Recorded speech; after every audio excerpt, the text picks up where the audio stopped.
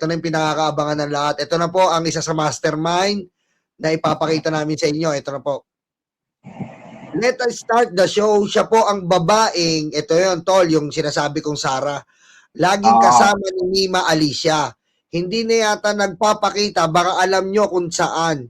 She is from Florida Blanca, Pampanga. Ayan. Siya yung sinasabing Sarah, kita mo, tama yung sinabi natin nakaraan, di ba?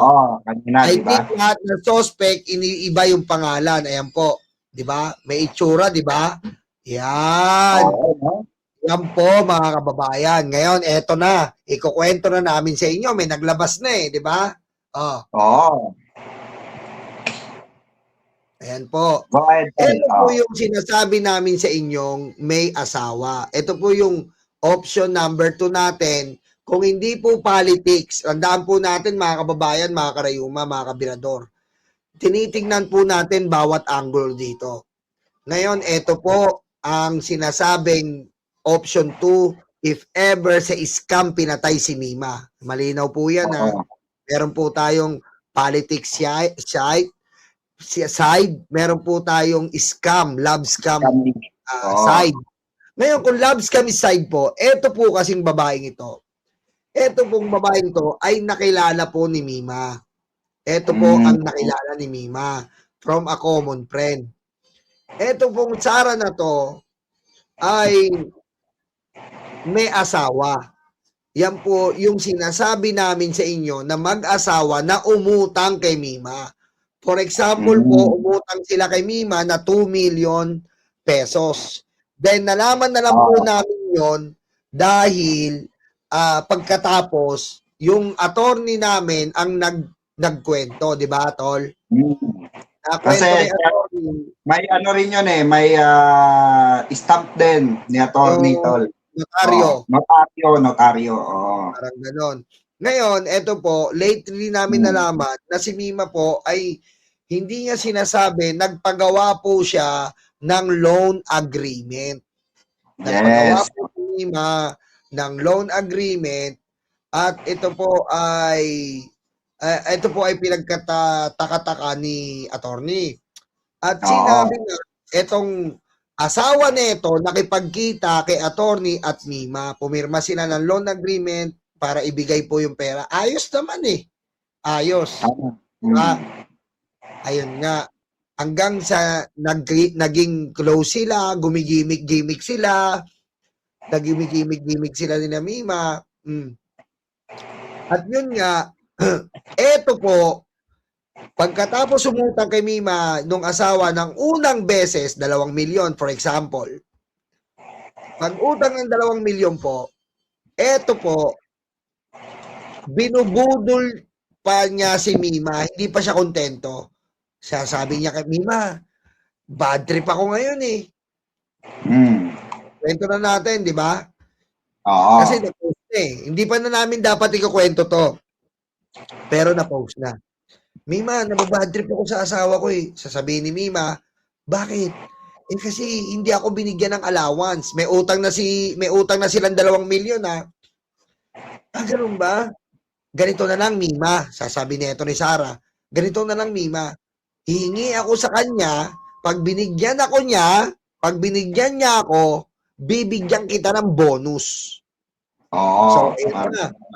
So, eto na. Dumating yung araw, eto na. Lumapit na naman yung lalaki, yung asawa. Mima, pa-additional ako ng 1 million. Parang ano lang eh, no, tol? Parang buwibili lang sa tindahan eh. Oo nga eh. Parang cheapy lang yung binibili, tol eh. Cheapy. Mima, pa-additional ako ng 1 million. Na po, additional. Ganun ba? Ganun uli ang loan agreement natin. Ganun din. Bibigay ko agad-agad sa'yo. Tapos, di nabigay ni Mima na umutang-utang siya. Umutang-utang siya para kumita siya eh. Umutang-utang siya para ma-provide. Uutang siya kay Mark Ramos, uutang siya kay Jake Magnus, uutang siya kay Mike Cervera, uutang siya dun sa malalaking tao, hanggang sa makolekta niya, di binigay niya. Pagbigay po, eto na naman si babaeng, eto na naman to, pupunta kay Mima, Mima, ang bait-bait mo. Mima, salamat sa'yo, binigyan ako ng allowance. Dahil dyan, may bonus ka sa akin 50,000. Di ba, tol? 50,000 bigay. So, doon, bali lumalabas, umiikot na pera doon, kay Mima lang. Mima lang. Kay Mima lang po umiikot yung pera na yon. Ganun po nila in-scam si Mima. Ganun po nila pinaglaruan ang batang isip na si Mima. Eh, syempre, mga kababayan, mga karaniwan, 24 years old pa lang si Mima. 24 years old. And kung 24 years old ka, ang dami niya pong pangarap para po sa kanyang pamilya. Dahil ang laki po ng ginagastos ni Mima sa probinsya nila. Sa mga kapatid pa lang, 3, private. Sa nanay niya pa lang. Oh. So, ayun na nga. At yan po ang lumalabas na ating second person of interest. Yan po, itong babaeng to na kinukwento ko sa inyo kahapon na Sara. Tol, Pikwa, ikaw. Yun nga po mga kabirador, no, mga karayuma. Ito po mga kababayan, yung pilit naming itinatago sa inyo before na hindi pa namin siya pwedeng pakialaman kasi nga under investigation pa. Kaya humihingi po kami ng kapatawaran ni paring Nyolo, no, dahil may naligaw-ligaw kayo ng bahagya. Kailangan po talaga namin gawin yon hanggang bumugulong pa yung investigasyon. Pero may link po kami from the very start po ng kaso. Dahil kita nga po sa CCTV kung sino po yung bumaril. Ano po yung ikita. Hindi lamang po nilabas in public. Dahil para hindi po maapektuhan yung gumugulong na kaso at investigasyon. Para hindi po maalarma yung mga suspect. O, tignan nyo, di ba, nung hindi lumabas sa media, hindi namin nilabas. Huli agad, di ba, Tol? Tumbok agad, di ba? Timbog agad yung mga suspect, mga gunmen. O. Ganun po, nakipag-cooperate din po kami. For your information. Hindi po kami dito yung for the view. Siyempre, gusto namin magka-view, sasabihin nyo. Hindi po gusto namin magka-views. Kung ano po ang sinasabi namin ng pulis sa amin, sinasabi na namin sa inyo. Hindi po kami ganoon, mga kababayan. Hindi po namin sinasabi sa inyo. Alam na namin tong Sara noon pa. Unang araw pa lang pagkamatay ni Mima, alam namin to. Pero lumabas na po ngayon, kaya po pwede na namin ilabas sa inyo. So, pare. Kasi nakikita ko po mga kababayan, may mga nagko-comment din sa akin na bakit yung unang sinabi nyo ganito, yung pangalawang sinabi nyo ganyan. Ito naman pala yung may pananagutan. Yun nga po ang kailangan naming gawin upang kasi yung mga yan tulad niyan, babaeng yan, nanonood po sa amin yan. Pinapanood na po kami sa ngayon. Oo. Diba? Baka isa na nga sa kasama nyo dyan na nanonood ngayon yan eh. Diba? Kung ano diba? Nung mga araw na yon. Kaya po hindi namin pwede sabihin or ipinpoint na meron na po lead ang mga pulis. Dito po sa pagkalakan nila. Kaya sana maintindihan nyo. Kasi gusto namin na mabilis na katarungan para sa aming kaibigan. Sa aming kapatid. Di ba, Tol? Sila ang nag-impluwensya kay Mima. Nag-impluwensya po kay Mima na, eto Mima, ganito. Mima, ganito, gimmick tayo. Gigimmick sila sa mamahalin. Nightlife. Si Mima po, walang kotse. Nakikisakay lang kay Boss Mike, di ba? Sila rin po nag-impluwensya. Mima, bumili ka na ng sasakyan mo. Ganyan, bumili ka ng sasakyan mo. Sila po, in-impluwensyahan nila si Mima. Pinapasabay nila sa luho, pinapasabay po nila sa lifestyle. Tingnan mo, gigimik, di ba, Tol? BGC pa.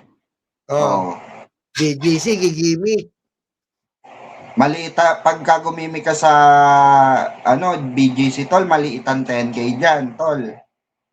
Maliit talaga 10K. 10K mo, isang steak lang yan eh. Magkano anak mo? 3,000 ka ng 3,000, isang bucket. Malupit ang lifestyle sa BGC, lalo na nightlife. Kinuha nila yung loob ng bata, di ba? Kinuha nila yung loob ng bata, yan, pinasakay nila. At eto pa. Eto po, i-ano na lang natin bilang common friend. Yung boyfriend po ni Mima, tol, di ba? Oh. Oo, yung boyfriend ni Mima. Eto na po ang twist, mga kababayan. Yung boyfriend po ni Mima ay common friend netong mag-asawa. Yun Opo. po ang lumalabas, mga kababayan. Oh. Yung boyfriend ni Mima ay tauhan ng asawang lalaki, sabi nila. Oo. Kita nyo po? Oh. Kaya kung ano nyo, analyze nyo mabuti, ito I think malinaw na sa inyo ito. May posibilidad na itong boyfriend niya ay talagang Darna, di ba? Itinanim lang mga kababayan. Nilunok lang yung pagka, di ba? Pagka-expaniray, tol. Oo. Di ba? Para makahuthut sila ng pera, may tendency ganon yung plano nila. Ganon nila pinaikot si Mima. Oh. Kaya po dumating sa punto, no, na mga kabengador, mga kabirador diyan, yung kaso po ni Mima ay love scam. 'Di ba? Love scam syndicate. Marami na pong nabiktima ng mga ganyan. Na pakikilala kung kani-kanino, bibigay yung number mo kung kani-kanino, okay yan, ganito, ganyan. Kasi parang nakikita. Netflix, no? Parang Netflix ka na ikaw ay mapera. Nasakto mga kababayan na si Mima ay single po. Kami, mga ano kami, 'di ba?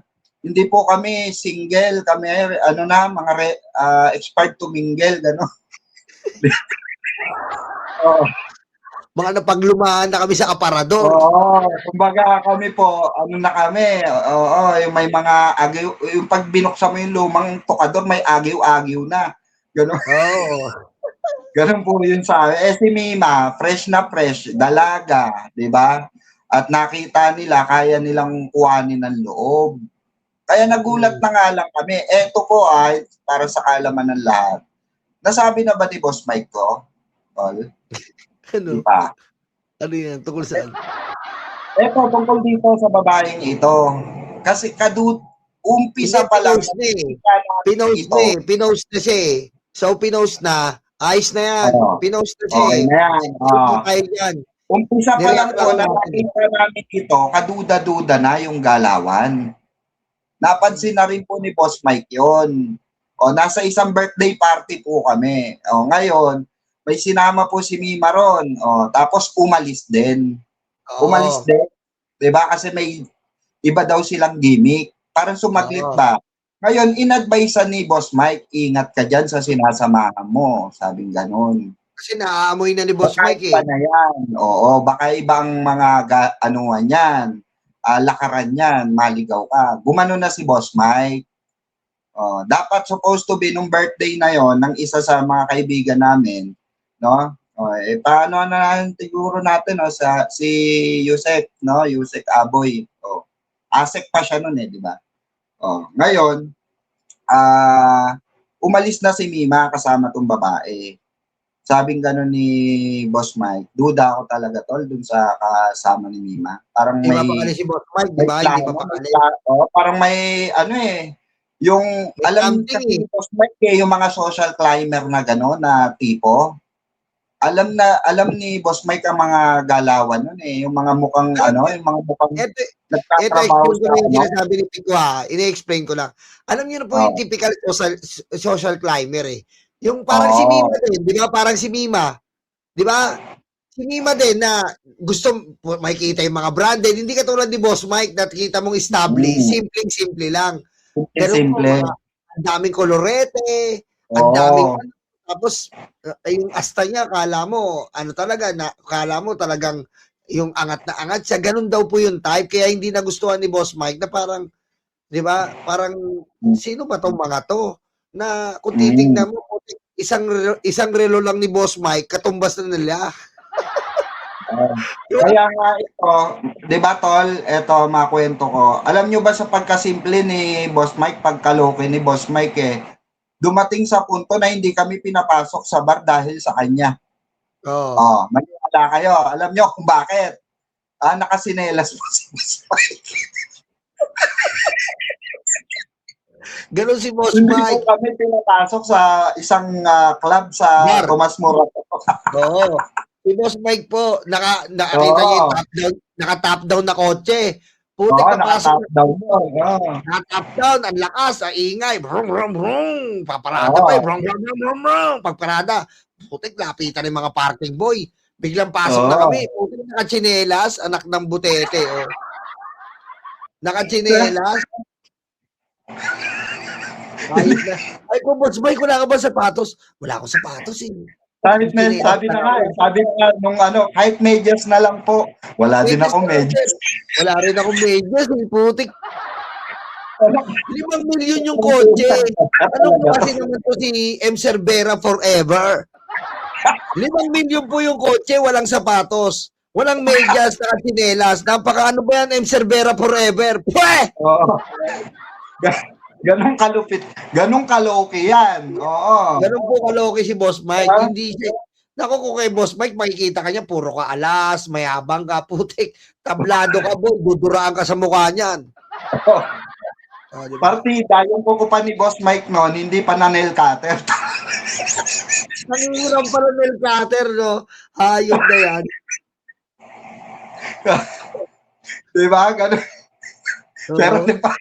Pero nagpapaspa tayo palagi.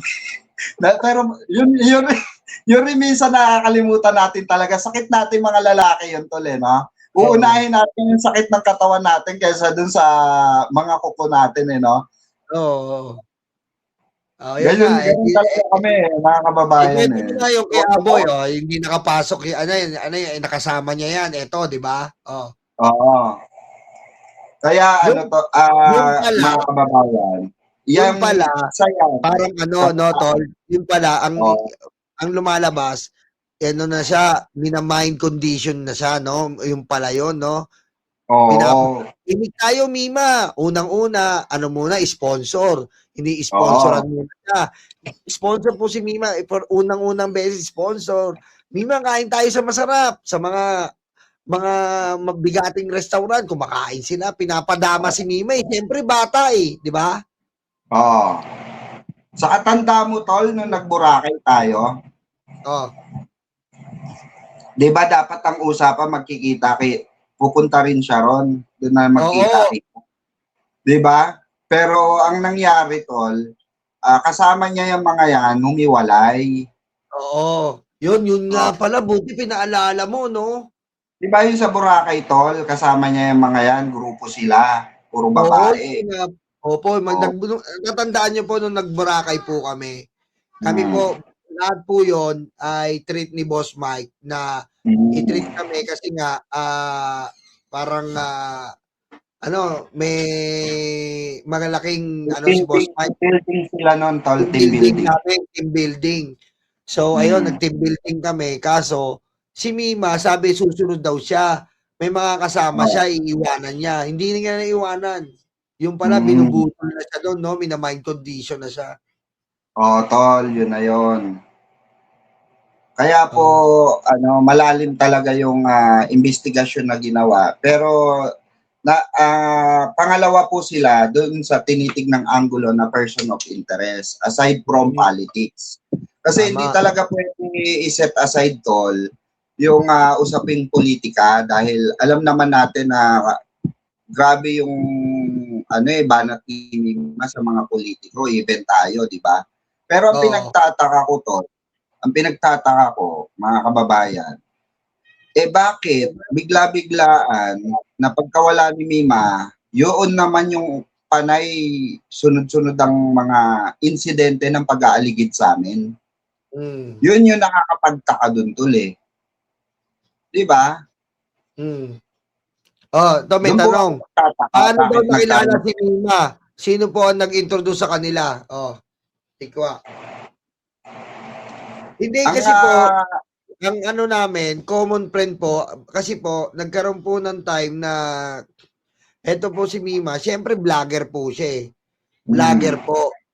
May mga common friend yan na na for mga common friend po na papasok daw sa investment. Ayan, common friend. Tapos si Mima, pinakilala ito na, eto, puntahan mo to, na nag-invest ako dyan. Parang gano'n, nag-invest ako dyan. Ayos dyan. Pero yung common friend na nagpakilala sa kanya, isang beses lang hindi na tinuloy. Mababa lang. Mababa lang kasi hindi naman hindi niya kaya yung 2 million. Mababa lang. 50, 100. Tapos, yung common friend na nagpakilala sa kanya dito, hindi na tinuloy kasi nga nagka-problema. So, si Mima ang naging curious. Di ba, Tol? Oo, Tol. Si Mima ang naging curious at ayun nga. So, nagkakilala sila, explain. Ayan na. Yun na nagsimula. Di ba? Kaya po, parang lumalim na ng lumalim itong samahan nila. Actually, ang technique nitong mga to, kinuha na po talaga yung loob ni Mima. Dahil nakita nila na mapusok si Mima Greedy si Mima. Parang, yung kasi rin yung isa sa mga sinasabi nga, lagi sa kanya ni Tol Chris Ulo. Di ba laging pinapayuhan ni Tol Chris, easy ka lang, huwag ka masyado magmadali, Mima. Darating ka rin dyan. Di ba? Kumbaga yung pagdating po sa mga viral, mga pagdating sa mga content, sa pera, ganyan. So, laging nag-a-advise si Tol Chris Ulo, kaya lagi niya nakakadebate si Tol Chris di ba? Kaya nga medyo nagigilty si Tol Chris Ulo dahil nga in-advisean pa ni Tol Chris Ulo yan na parang minasama rin ni Mima nung sa GC nun, Tol. Kaya nung nabalitaan natin na wala na si Mima, parang nagigilty tuloy si Tol Chris. Bakit pa siya nagbitaw ng ganong salita o ng payo na ganon, di ba? Ito nga Tol, tama nga yung pinanood natin Manghula, tumama siya may nagtaksil na kaibigan sa kanya. Tumama yun. Bading ba yun babae? Kinikilabutan ako. Actually may nagpasa na sa akin nun, Tol. Pinanood ko at hindi ko natapos ko kay Boss Mike. Ay tugma, Tol. Doon sa umpisa pa lang ng pinag-uusapan natin, sabi ko, si Mrs. nga, Tol, kinikilabutan. Sino yan? Sabing ganun. Di ba yan yung pinag-usapan nyo nila, Boss Mike? Ganito, eto talaga, sabi ko. Yun na yun. Kung ano yung tinutumbok nung namin, ng usapan namin, ng hinala namin, yun talaga as in. Kung paano sinabi nung manghuhula ng tarot card, yun talaga yun. Yun ang pinag-uusapan talaga. Tol, nire ako yun Ang nagulat ako doon, bumagsak yung baraha na betrayal. Bumagsak. Diba? Betrayal, no? Oo. Talagang, eto may tanong, bakit walang dumalaw mga back friends ni Mima sa Lamay? Wala pong friends si Mima dito, kami lang po. Wala po, kami lang po. Wala po. Ang mga dumalaw lang yung mga pinsan niya, yan. Mga kaibigan ng pinsan niya. Alos karamihan po kasi ng kaibigan ni Mima, taga-Samar talaga. Yung pinsan, yung kababata niya, umuwi pa nga ng Samar, bumalik pa rito kasi yung last na kasama niya, Tol. Diba? Sabing nung pinabalik pa, sabi nung nanay, diba? Yung kababata ni Mima, bumalik dito para linisin yung pangalan niya. Dahil nga, kasama siya dun sa iimbestigahan. Dahil siya yung huling kasama. Mga huling kasama, sila yung huling kasama ni Mima dun sa Adonis. Kaya itong na ito, yung kaso na ito, talagang masusi po talagang inasikaso ito, di ba? Kaya pasalamatan po natin ang ating butihing General Nartates, di ba? Palakpakan naman natin mga kababayan. Sabi ko sa inyo, Tol, magaling si General Nartates Di ba marami po kasi nagkakaproblema noong Tol, pinalitan ni General Torre. Sabi nga nagkakaproblema si General Torre. Dahil nga kay General Torre, sabi ko, hindi, iba yung galing ni General Torre, iba yung galing ni General Nartates. Parehas magaling yan. Si General Nartates, hindi lang siya vocal, hindi lang siya showy. Pero inside, gumagalaw po siya. Diba? Gumagalaw po siya, di ba? Oh. Tapos ayun ang napansin ko kay General Nartates, tol, no? Parang ano lang din siya, yung ayaw niya yung spotlight ba, tol? Ayaw diba? niya. Ayaw niya yung ingay. Gusto niya yung trabaho. Ano, yung trabaho lang niya, no, tol? Nung nagkita ka kami sa Rockwell, General Nartates. Nagkita kami sa Rockwell yan. Tinanong niyo pa ako, uy, salamat sa inyo, binablog niyo yung PNP, pasensya na kayo, gimanon pa siya, pasensya na kayo. Hindi ako pala press con, ang gusto ko lang talaga trabaho. Salamat sa inyo, kayo nagiging boses ng PNP. Sabi namin, wala naman po yun, General Nartates. Siyempre, sinusuportahan nyo po yung Pangulo, pinoproteksyonan nyo, kaya protektado rin po kayo ng mga vlogger, sabi ko. Diba? Ngayon, ikwento mo na. Ito na, nangyari. Kakapulisan natin sa PNP. Hello po. Ayan po, baka ngayon nyo lang po ako nakita. Birador Pikwa po, mga sir. Ayan, hello po. Salamat po. Ikwento na natin. Katatanda, yung sinundo natin yung... Tol, ba't nagchachapi ka? Hello? Ayan, yung malinaw na. Hello, Tom. Nung sinundo, ayan, okay na. Nung sinundo natin yung kapatid, no? Ang pinagtataka ko doon, bakit kaya hindi pa tong kapatid hindi pa yung boyfriend nagsasalita? 'Di ba? 'Yun ang pinagtataka ko, tol eh. Hindi kaya natatakot. Until nga daw, tol, ngayon. Until daw ngayon, tol, di nagsasalita. Ayaw makiko-operate, tol. Ang katwiran ng magulang, ng pamilya, na-shock, syempre, ganun daw. Na-shock yan eh. Nag-50-50 yan, sabing ganun. Kaya, hindi kaya natatakot siya rin. Natatakot. Oo, may posibilidad na boss niya yun, tol eh. Diba? Boss niya yun eh. Biro mo, no? Kaya may tendency nakakagulat yun, tol, no? Biro mo, circle lang sila. Talagang kawawa si Mima, pinagidnaan sa circle. Gaano po kawawa at eto pa, tol, inilapit dun sa lugar nila, tol. Yun, diba? Yung papalay hindi natin natatalakay, mga kababayan. Ayan na, eto po mga kababayan. Yung lugar ni Mima po, ito po nakapagtaka, yun sa investigasyon, hindi namin natalakay ni Pikwato eh. Sabi ng pulis, takang-taka sila na talagang si Mima po, corner na. Diba, Pikwa? Ano sabi ng pulis sa'yo? Ang sabi nga nung pulis, nagtataka sila, bakit dinala doon sa pinakandulo? At doon sa ganung lugar, malapit pa mismo doon sa boss nung boyfriend niya. Yun yung pinagtataka. Parang lagi nga raw napupuntahan. Nilapit talaga sa kanila para alam nyo yun, mahawakan sa leeg. Oo. Ganun. Kasi po kung makakapunta po kayo sa bahay ni Mima, dulong-dulo po siya. Dulong-dulo. Dulong-dulo po. Dulong-dulo yung bahay. Tapos medyo madilim. No, pre? Walang ilaw, tol. Walang ilaw. Walang ilaw, madilim. Grabe. Tapos, ito yung tol, ito pa, tol. Diba, alam nila na walang ilaw doon sa kabilang labasan. Malapit kasi doon, malapit lang doon sa dating bahay namin yun eh. Diyan sa Bagumbong.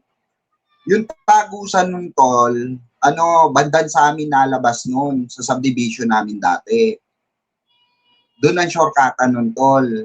Doon talaga nila, parang sinet up talaga, tol, yung bahay eh, na kinuha. Kasi ang kumuha nun, tol, yung boyfriend. Hindi alam ni Mima yun. Hindi alam ni Mima, no? Ginulat na lang siya. Oo, ginulat na lang siya na may nakuha na raw bahay. At nagulat na lang din yung kasama.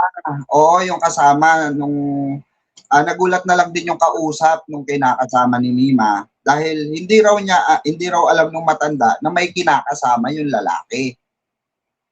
Dahil siya lang daw yung kausap eh, yung boyfriend lang eh. Oo. Tsaka akala nga daw nila backbubble. Kasi nga bakla daw talaga. Kaya nagulat sila, ay may ano pala yan, kalibin pala. Oh. Oo, Nagulat diba? yung may Nagulat yung may-ari, di ba? Tapos ang ano pa dito, mga karayuma, mga kabirador, ang ano po dito is eto pong boyfriend niya, si Mima po, ano ba, bibili yung boyfriend niya. Tingnan niyo po bibili lang sa tindahan, ilalakas si Mima. nilalak pa, di ba? O, isa pa Oo. yun. Di ba, bibili lang daw sa tindahan, nilalak. Kasi po, yung asawa ni Boss Mike, tinagtatanggol pa ni Mima yung boyfriend niya, talagang addict si Mima sa lalaki. Pinagtatanggol pa. Ang sabi niya sa asawa ni Boss Mike, sabi kasi, oh Mima, may nabalitaan kami sa iyo, ba't ka daw nilalak dyan? Sabi niya, hindi po, kasi minsan alam niya naman ako, matigas ang ulo ko, kaya siguro para hindi ako maglabas-labas, nilalak lang. Kinakampihan niya pa, di ba? Kinakampihan niya pa. Grabe, kinakampihan niya pa yung pagkukulong sa kanya, illegal detention yun eh. Kinakampihan niya pa, hindi po. Sabi niya sa asawa, hindi po, kasi po minsan makulit ako, di ba? Kasi po minsan talagang matigas ulo ko, bigla akong umaalis-alis. Sinisigurado niya lang na nandito lang ako palagi. Kinakampihan pa ni Mima. Di ba? Kaya nga, di ba, parang nababad trip nga tayo rin nun. Kasi nga, wala talagang paramdam din si Mima sa amin. Kami na nga lang nagtatanong, kamusta na kaya si Mima? O tatanong kay Boss Mike, Boss, may balita ka ba kay Mima? Nagpaparamdam yun di ba? Sabi pa nga ni, di ba, ni Takero, saka ni Chris Ulo, sila una nagtanong kay Boss Mike nun sa GC Oh, may balita. Ayun, sabi nga ni Boss Mike, di ba? Ayun, ayahan nyo na yun. In love Basta, nandun yun. Gumagano pa si Boss Mike, di ba?